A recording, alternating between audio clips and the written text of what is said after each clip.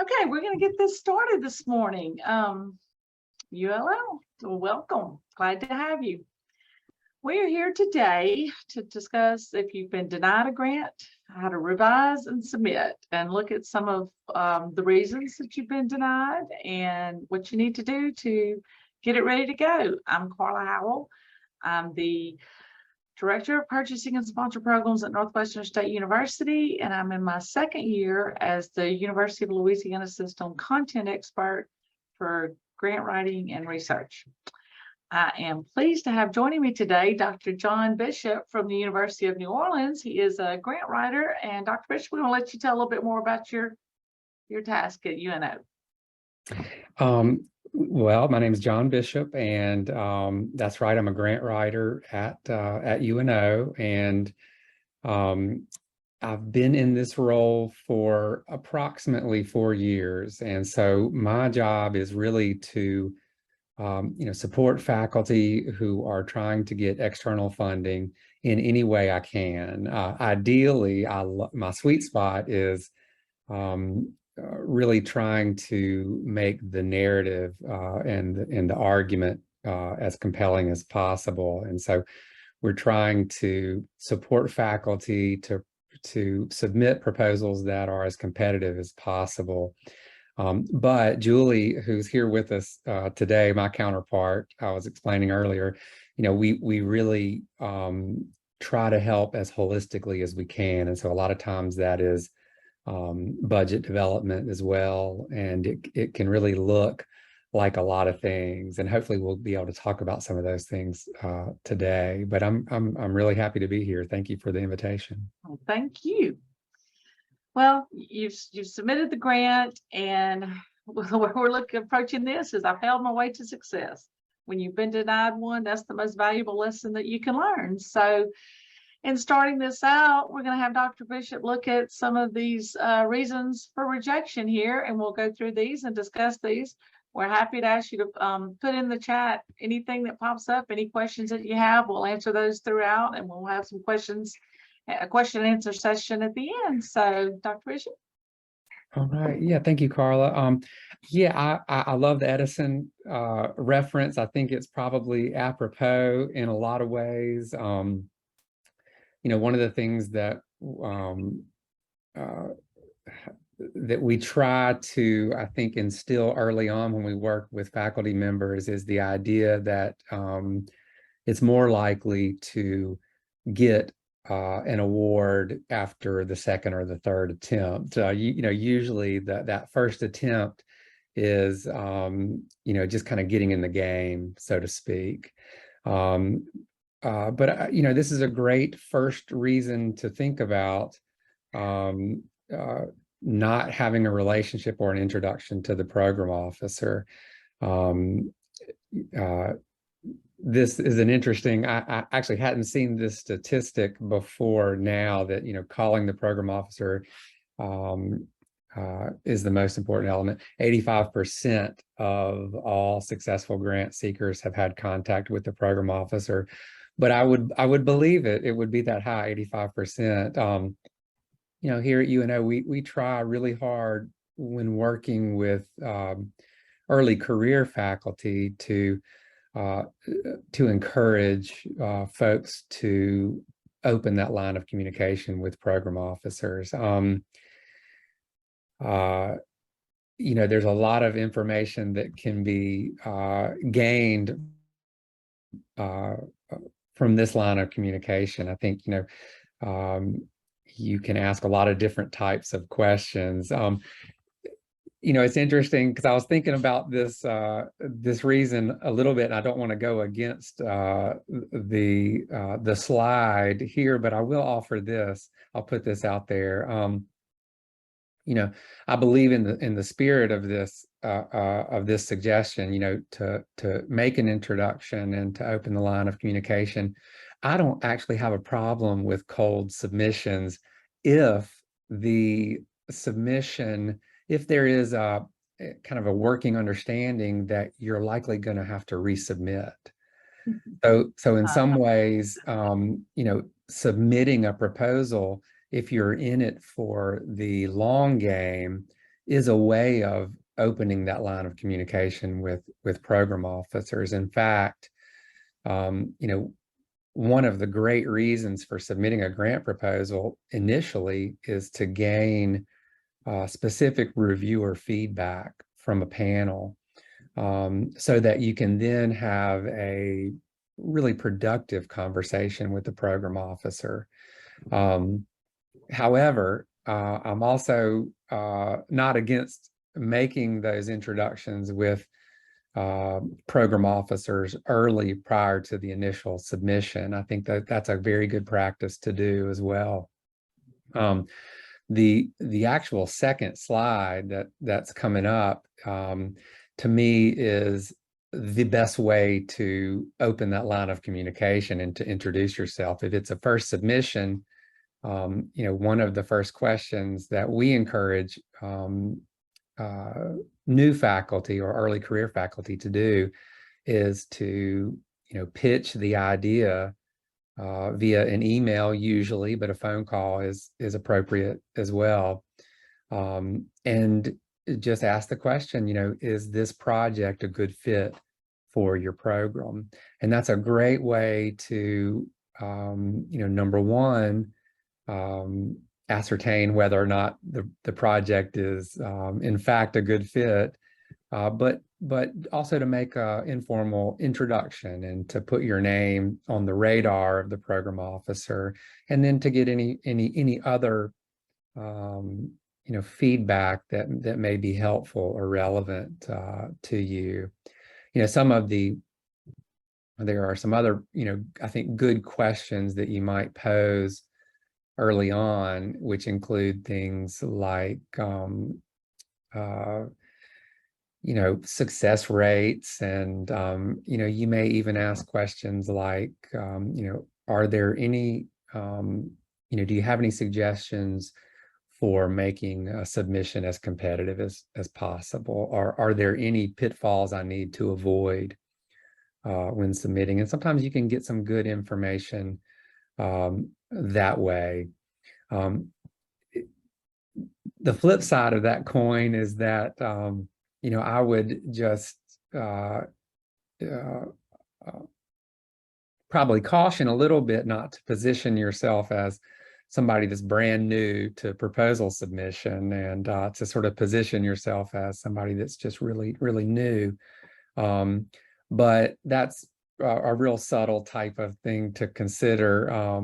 I think that anytime you can open a line of communication, program officers, I think by and large, generally want to support and be helpful and help provide any assistance that would lead to competitive submissions.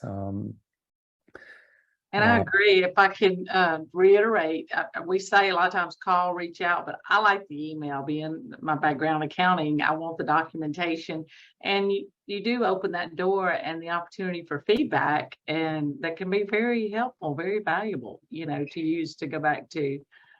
So we totally support that. And I asked, if you do email your sponsor programs office at your institutions, I asked to be CC'd so that we know what you're looking at, and then we'll have that feedback also that we can use for other faculty. So I definitely support everything. That is it. Yeah, that's a great comment. The other thing that regardless of whether when you initiate that communication, you might gain some insight, especially related to the fit of the project with the program. This is probably less important for things like the Louisiana Board of Regents funding cycle, but for federal agencies where you've got program officers or program managers that are managing a program's portfolio, and they do have some some say in the decision making. Oftentimes you might even ascertain some specific areas that they're hoping to to fund. I've had experience where I've had the opportunity to sit in with conversations with program officers, and just some very specific targeted areas were mentioned. We're looking for projects in nanoplastics right now. That's really, we're very interested in that, and that type of information is very insightful, and as is information about specific ways to articulate methodologies or specific things that programs are looking for in the narrative, the ways that you might format even. So sometimes you can get a lot of good information just in those casual conversations with program officers. Exactly. Yeah, and this, so number 3, the grant doesn't follow directions. I was explaining to Julie, who's in here, who is also a grant writer at UNO. One of the first things that I like to do, and again, this is probably aimed at faculty early in their career, but I like to invite them to to talk about the guidelines in our first conversation. And a lot of times the requests for proposals are 14, 15-page documents that have a lot of information, and sometimes it's just really helpful to go through that information with somebody else and look at things like what's allowable or not allowable in the budget, what requirements exist for the narrative, and just talk about those things. And I'll say this too, prior to conversations with program officers, it's important to do this work first, to really do the homework with the guidelines, and even with the types of projects that have been funded recently, to kind of get an idea of what's been funded with a program in the recent past, and to really just know that any question you might have isn't answered in the guidelines. I think that's probably a turnoff for most program officers if they're having to spend time answering questions that are in the guidelines, but some are probably more lenient than others. Our first couple of webinars, I know that everybody was like, oh my goodness, quit beating us to death with that. But I'll say, read the guidelines. And I'll say, well, after you've done that, go back and read them again, and get you some Post-it notes and put sticky notes on them. Right. Highlight, when you read through them that second time, highlight the things that stand out as far as you cannot do this, you must do this, point out those things. All the funder, the agency's websites, most always for that program will have a Q&A. To me, that's about as valuable as the RFP, because like you said, if you call that program officer and you ask him questions that are answered in that, or they're answered in the QA, that's, make brownie points there. But I love the Q&As. That's all the questions that have already been answered. The Board of Regents is phenomenal for theirs. I refer back to theirs all the time to answer questions that our faculty have. Yes. A lot of them have the same questions that you're going to come up, that you're going to have. Okay, moving on here. Yeah, so number 4, program period doesn't match the agency cycle. And I think this one is an important one and goes along with number 3, to just look specifically at the guidelines and to submit something that is a match with the funding cycle. Your state agency is going to generally follow your fiscal year, your July 1 to June 30th, because that's their funding cycles, whereas your federal programs may have the federal year, which is October 1st to September 30. So it's good to keep that in mind. And then I always suggest that if the RFP doesn't state, like it's due August 1st, if it doesn't state that it's going to be funded for October 1st, That's a good question for the program officer. If you can't find that, when do they project funding? Is it 6 months down the road, or is it 2 months down the road? Because you need an idea of when you can actually start your project, and your Right. timeline and your proposal needs to fit that. That's right. That is a great question. In fact, another question that's related, I think, to that, and would be an appropriate question for a program officer, in that early communication, would be, is there a preferred time for submission? And, a lot of agencies have deadlines, and of course that is the appropriate time to submit, but a lot of agencies are also moving to open deadlines. And sometimes I think it's a worthwhile question to ask, is there a preferred time, perhaps in relationship to appropriations and when money is being released and when decisions need to be made and when reviewing cycles occur, that could give you a little bit of an advantage to submit at a particular time, even in an open deadline.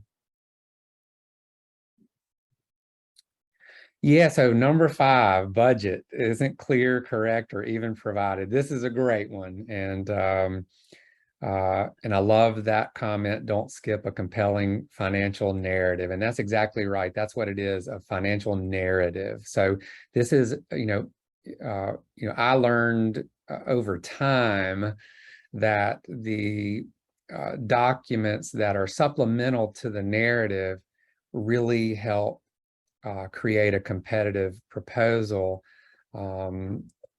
and are part of the overall way that projects will be reviewed. And that is certainly true for the budget narratives. These can be documents that help create that compelling argument for the project.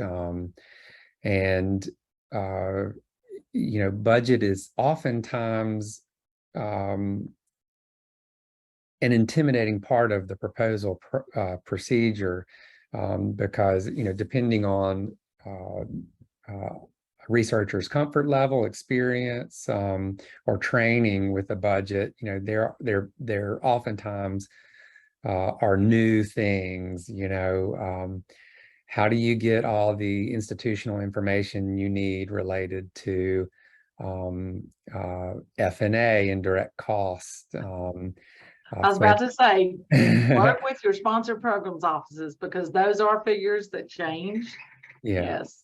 Yeah, this is, again, so like with the guidelines, I agree with Carla very much that this is where your research administrator and your grant writer can be a great support.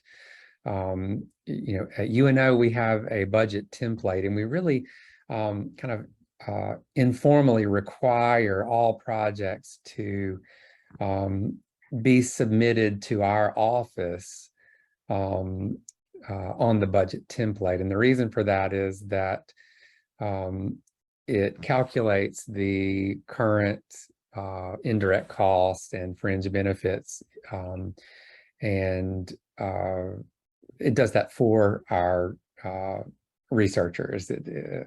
So we can then take it from there and review it easily. There's less room for mistake, and we can submit it in the appropriate format. But either way, working with someone in the Office of Research or sponsored programs to review budget and to do the budget narrative, it can be very helpful.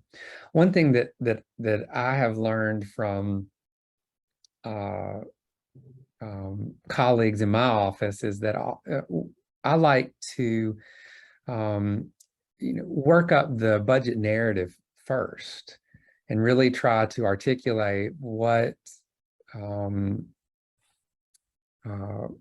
someone wants in their budget, and from there we can then put it on an Excel spreadsheet or whatever format is most appropriate, and align that budget narrative up well with the actual budget. But again, I do want to reiterate the potential of creating a compelling budget narrative. I just love that phrase there, because it is another way of gaining a favorable review for sure. And that's what we say, you know, feedback on your budget. I mean, that's crucial. That's very important, you know, feedback to use if you are revising and resubmitting.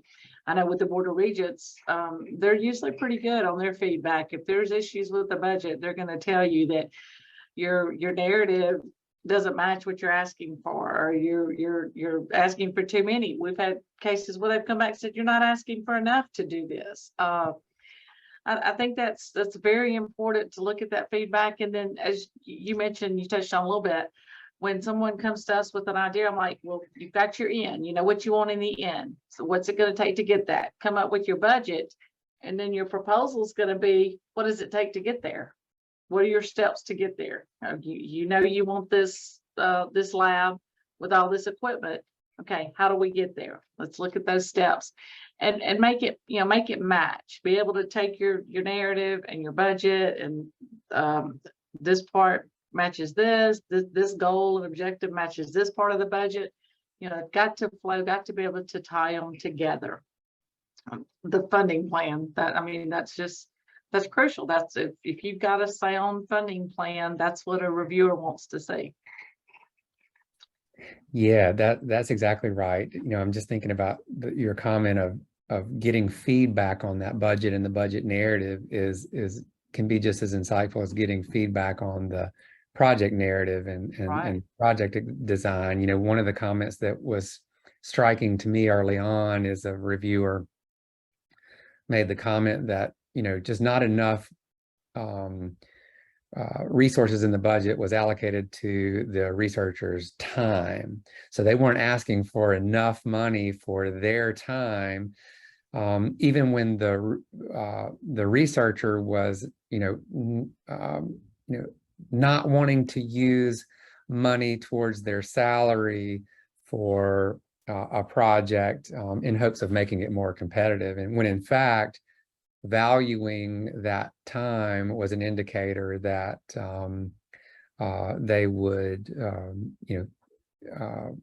be spending that time on the project. So it's there are different ways to think about the ways you might again make your project more compelling in the way that you design your budget. Yes, that shows your institution's support for the project, you know, by them allowing you to, you know, to commit that time. And what also that the internal routing, you were talking about the form that comes into you.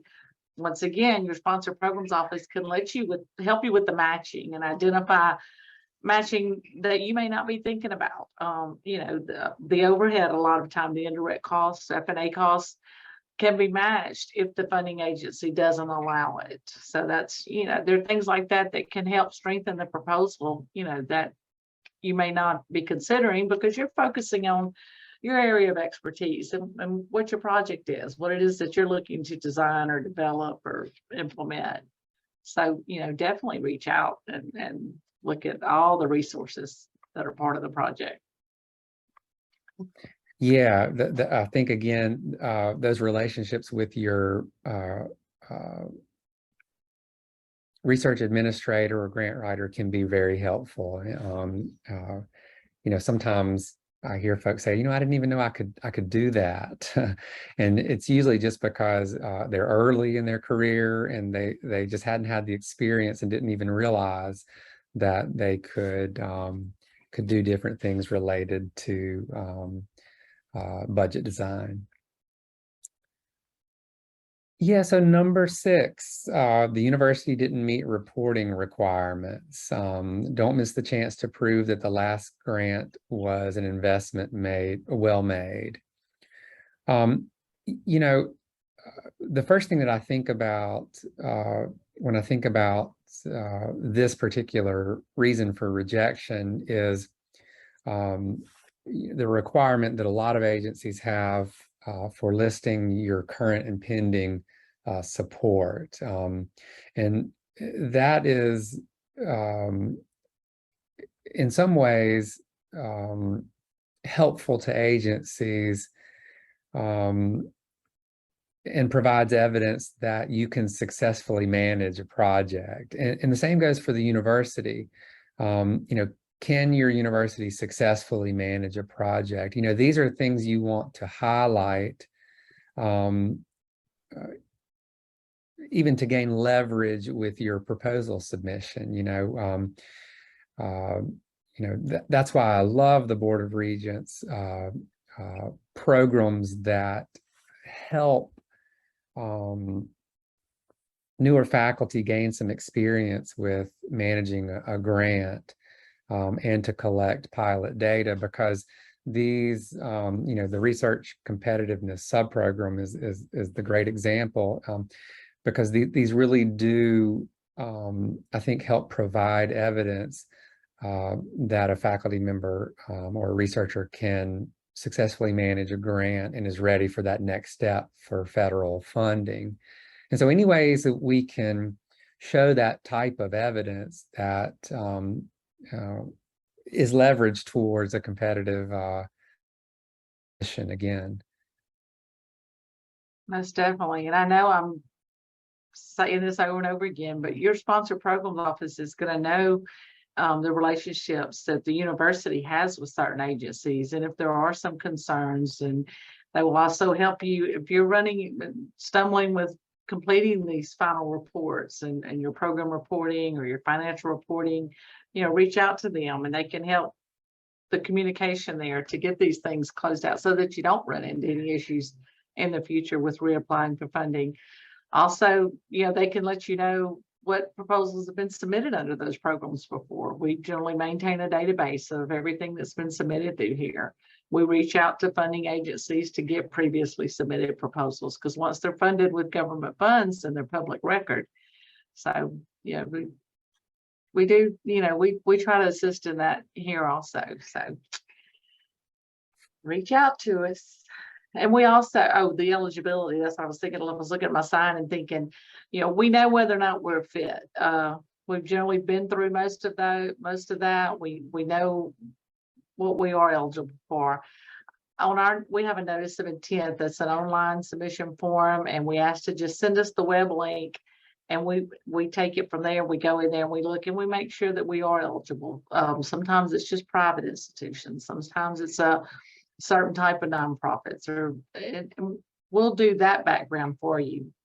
We'd hate for you to spend a lot of time working on a proposal to find out that the university is not eligible to submit. So we ask for you to do that before you put all that work into it. So. Yeah, the other comment that comes to mind for me is, again, referencing the Board of Regents funding cycle. They allow you to request previously successful submissions, which, in and of itself, it can be super helpful for faculty, just being able to look at language that was used in successful submissions, formatting, really anything related to narrative, but I would encourage you to, see if you can get your hands on successful submissions to different agencies within your own institution. A lot of times, you could look at mentor text, even budgets, if you've got, depending on the policy of your institution for sharing those. But you could reach out to, colleagues that have submitted to those agencies as well. If you can get your hands on successful submissions, that can be really helpful. And I'm going to tell you, my cohort, since we all are ULS system schools, we are sharing proposals amongst us, and we're looking at establishing some sort of secure database, possibly within the Moodle course, where we will have links to the proposals that we have at this point in time. At Northwestern, we've been collecting those over the years, not only just Northwestern's proposals, but any that we've requested from the Regents. Those consultants reports for the previous years on the Board of Regents website, that is just a great resource. And I share proposals with, Nichols and Southeastern, and we are constantly, we've been in a lot of contact with each other the last few years. So if we're looking at the consultant's report and we see that someone did, well, we reach out and we share those. We're all in this together. We've been trying to get more collaborations, started amongst that, because we're stronger together. So that is something that you may see coming. You may see us with the funded proposal database. Our institution is a member of Grants Resource Center. They also have that as a resource where if they have programs listed on there, and they have a list of what proposals that they have available. Any proprietary information, excuse me, of course, is omitted from that, but overall, the narratives and the budgets, like I said, if it's funded with public funds, it's public record. So we use those a lot just for the guidelines. You can see what type of things they're, they've been funded before. And as you said, on how to set up the budget. So Yeah, hopefully you're going to see more of that. that would be great to have a statewide database for funded projects. That would be, I think, so valuable for people, and even encourage collaboration across institutions. Yeah, that'd be great.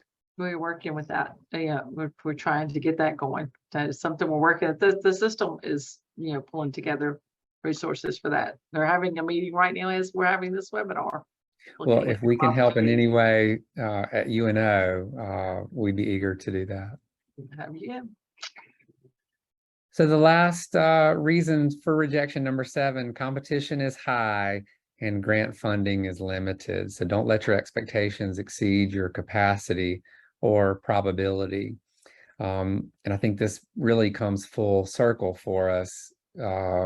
It's probably those folks who are persistent and resubmit that eventually get the grants, for sure. I think that sometimes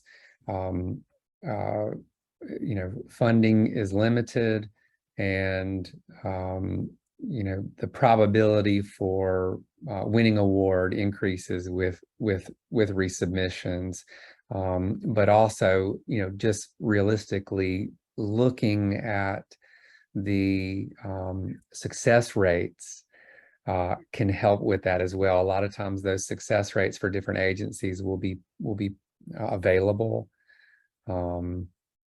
including Board of Regents, but also at the federal level. And that can oftentimes give us a good idea for, that probability.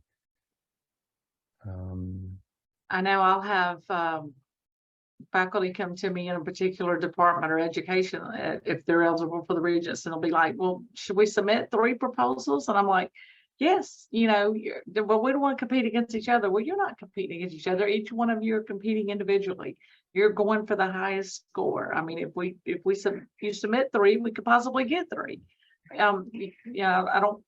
We tell them not to see it as you're competing against each other. Now, if the projects are similar and you can go together and make a stronger proposal, yes, do it that way. But if you've got total separate, projects with different goals and objectives, and, we encourage to, submit. Our last webinar, the only way you won't get funded, never get funded, is if you never submit. So, I mean, that's what we say. You can't get funded if you don't at least try. That's exactly right. That's exactly right.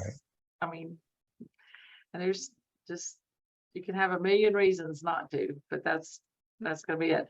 I loved when I came across these questions. I did doing my search to put this together.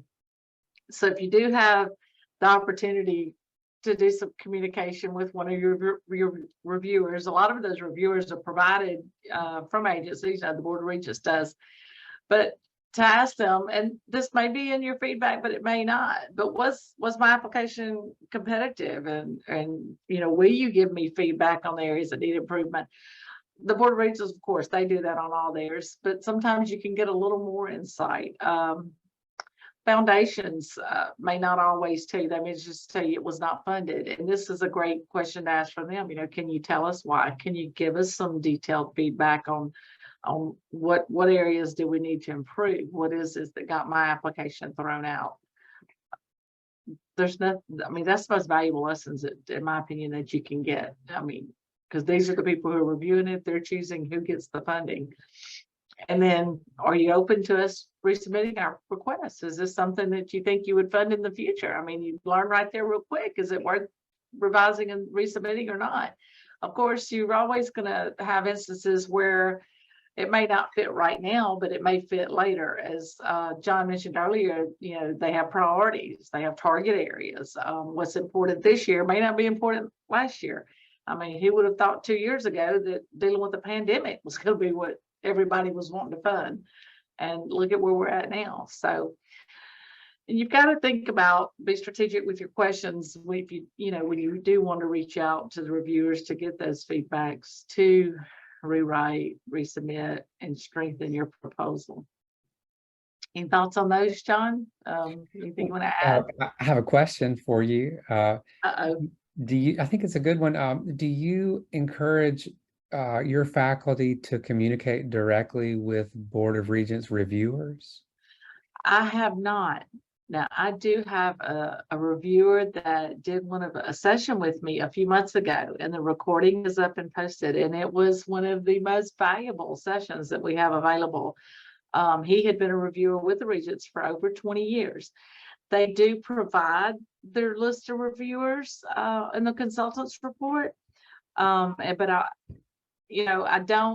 generally ask them to go through us. And before I would contact a reviewer directly, I would probably check with the program officer, because I don't think you would want reviewers to be bombarded, you know, with questions from all the unfunded proposals. And I guess in saying that, that's the way that I should probably put that. But I know that, like I said, there's a link on the content expert page to a webinar where we had a reviewer from the Board of Regents join me for a session, and it was very good. We got some great feedback on it. I look forward to viewing that. Yes, thank you. and I may try to do that again. We are going to look at maybe some target agencies. Where that's one of the reasons we asked for feedback for particular areas where we can get, you know, a federal program officer or a federal program reviewer to come on and, you know, just have some conversations with us. So if you fail to plan, you're planning to fail. You get started early, reach out to your sponsor programs offices. It's what we're here for. There are multitudes of resources available. The Moodle site that we've developed for the grant writing course workshops, we're constantly adding things to that. I'm learning more and more about how to work with that. You've got to reach out. You've got to, you know, utilize your sponsored programs offices, your grant writing offices, your Dr. Bishops at your institution. We don't have any grant writers per se here, but would love to. But your thoughts on that? Well, we do feel lucky to have this position. It's really it's probably a little bit of a misnomer to call us grant writers per se. We're probably proposal development specialists. That's probably there you go. That's probably, but we do have a you know, our pre-award team, which is where Julie and I are situated. We really do try to make ourselves available. And we love to work with faculty. We love to develop those relationships that, you know, that help put in competitive submissions. So a lot of times, you know, our work involves really getting ourselves out there to the different departments and just letting them know what's available. And we try to do that through our website and through communications, but also just trying to, you know, in some ways advertise our services and just let folks know. But I agree with you. Reach out and try to form a relationship with somebody in your sponsored programs or your Office of Research. That could be really valuable. Well, I'm not seeing any questions. If you have anything you want us to touch on, I'm gonna do a little wrap up here and we'll be happy to talk about it. We're just looking back today. Success means having 1 in 3 grants funded. I mean, that seems a little ambitious, but I say, submit them. The more you submit, the more you can have funded. A rejected proposal doesn't always mean the idea was rejected. It just means that the idea was not presented in a way that it will be chosen to be funded. That it's all about the presentation. It's all about making them understand, making it fit what they're looking to fund. Get your reviewers' comments. Get your reviewers' comments. Get your reviewers' comments in every opportunity that you can, in every way that you can. Call the program officer, email the program officer. That way they can answer you at their leisure. You're not catching them in a busy moment. I say on my campus, email me. That way I can think about my response to you, put my thoughts together, and you're not catching me on a whim to just get a response. Rewrite, revise, and resubmit. Second time, third time. I think I had someone in one of my co-presenters say they submitted one 8 times before it got funded, but they would do it all over again. That's just the way to make it happen. One of the things that we're just beginning to try to do at UNO with faculty members who have typically submitted and gained reviewer feedback already, but it doesn't have to be the case. But we're trying to offer or we're trying to facilitate external content area reviews for proposals. So, I don't know what it's like at other institutions, but ULL, there may be opportunities to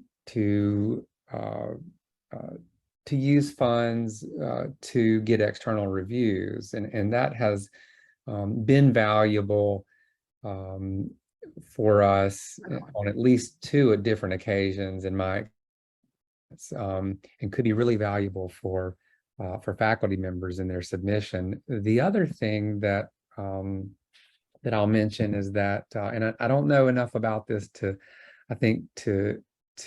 speak well about it, but we have a grant writing consultant in the system We do.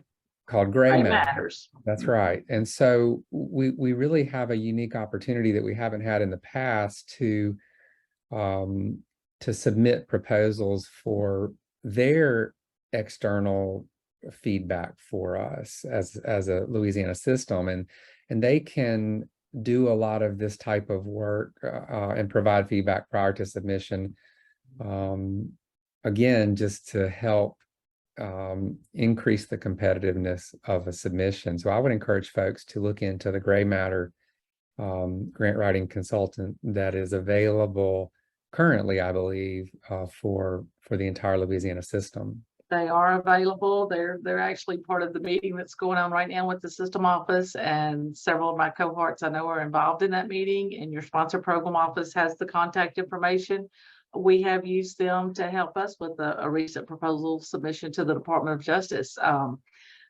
Yes, they provide you an outline and you provide the information. They can help put the proposal together, or they can just provide the review. As you've stated, we're very fortunate to have that as a resource. Those of you that are on here, we've got the feedback link in here. Got mine and Dr. Bishop's contact information on here. I know that I'm always open. Shoot me an email. Any questions that you think about after this? Any thoughts, concerns that you want to share with me after this? Appreciate those of you who have joined us. We will have the recordings maybe a day or 2, but we are getting those all up on the Moodle site. We'll have all the PowerPoint presentations up on the Moodle site also. I'm going to ask you, please, share those with your institution and your cohorts. This is out there for all of our system faculty and administrators and staff. Dr. Bishop, I can't thank you enough for today. It was so nice meeting you and appreciate all your valuable information. Excited to know that we have you now as part of our group. We may be calling on you again to help us. Please do. It's great to meet you as well, Carla, and I'm happy to be here. I hope it was helpful. Very helpful, very helpful. Okay, well, we're going to wrap this one up. We'll be back on Thursday to talk about federal programs and demystifying the submitting of federal proposals. So look forward to seeing you then. Thank you all. Goodbye. Thank you. Have a good day.